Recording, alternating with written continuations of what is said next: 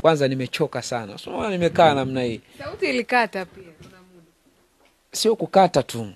Ilikuwa haipo kabisa. Mechi ya Simba ndio imekuchosha hivi? Sio ya Simba. Ile mechi wanacheza dakika 90 jumlisha 10 afu jumlisha penalty. Na penalty wewe unafikiri Masiala kutangaza penalty nyingi vile. Yaani huo mpira ni hivi. Hamna sehemu umepoa. Yaani pale ni moto namna hii. Muda wote ni moto tu. Sio hata nimekaa hapa kama mzee Onyango. Katika siku Simba walikuwa na confidence kubwa kwenye upigaji wa penalty. Nafikiri ni jana. Na ni kwa sababu walikuwa mioyo yao iko tayari kufia uwanjani. Yaani unamuona Mkwala anakwenda kupiga penalty anajiamini. Kibu Dennis, watu wengine Kibu sijui itakuwaje. Bonge la penalty. Panzu was fantastic. Kacheza mpira mkubwa na mzuri sana.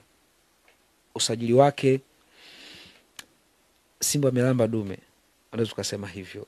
Ni mchezaji hatari, mbunifu, ana kasi, haogopi walinzi, anapiga chenga, anapunguza, anaingia na kati na anakwenda anapiga. Ilikuwa nzuri zaidi kwa Simba kucheza na Zamalek kuliko wale Stellenbosch. Kwa nini?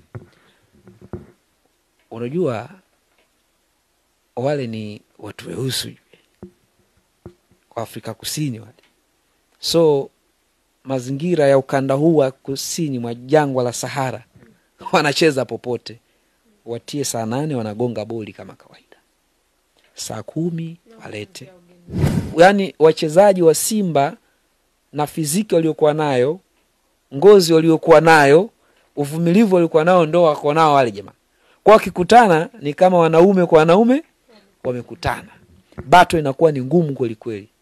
Ni kama ambavyo Mamelodi alipata ugumu kucheza na Yanga kwa sababu timu zote zinatoka ukanda mmoja na mazingira yanafanana mno.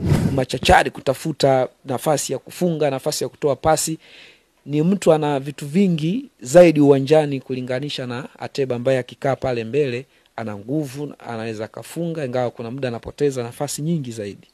Kwa kwangu mimi ukiniambia Dese na Ateba ni washambuliaji wote wazuri, lakini mimi nikiwa kwenye niwe kufano niwe ndo kocha, mimi nitakuwa naanza na Steven Dese Mkwala. Wow!